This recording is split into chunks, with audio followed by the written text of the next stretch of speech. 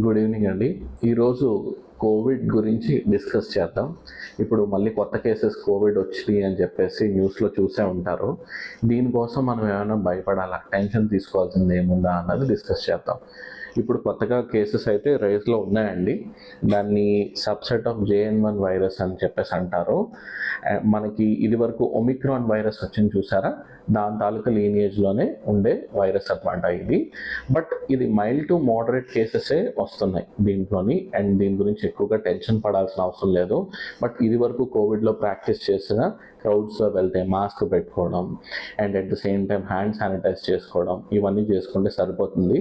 సిమ్టమ్స్కి వచ్చేసరికి ఇది వరకు కోవిడ్లో ఏం సిమ్టమ్స్ ఉన్నాయో అవే same fever, cough, cold and weakness, ఇట్లాగా ఈ సిమ్టమ్స్ అన్నీ సేమ్ సిమిలర్గా ఉన్నాయండి. బట్ ఓన్లీ వన్ థింగ్ ఏంటంటే ఇమ్యూనో కాంప్రమైజ్డ్, అంటే ఎవరికైతే కొంచెం ఇమ్యూనిటీ లోవర్ సైడ్ ఉంటుందో, అంటే బాగా ఏజ్డ్ పర్సన్స్ వాళ్ళు కూడా కొన్ని తగిన జాగ్రత్తలు తీసుకుంటే మంచిదండి.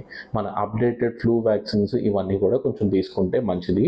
పాత వ్యాక్సిన్ బూస్టర్ డోస్ ఇప్పుడు సరిపోవచ్చు, ఎందుకంటే ఇది కొత్త వేరియంట్ కాబట్టి దీనికి కొత్త వ్యాక్సిన్ రావాల్సిన అవసరం ఉంది, అప్డేటెడ్ వ్యాక్సిన్ రావాల్సిన అవసరం ఉంది. అది జనరల్గా ఇప్పుడైతే మనకి ఇంకా అవైలబిలిటీలో లేదండి. అది ఒకవేళ అవైలబిలిటీలో వస్తే అప్పుడు బూస్టర్ షాట్స్ అనేవి తీసుకోవడానికి మంచిదండి. Thank you.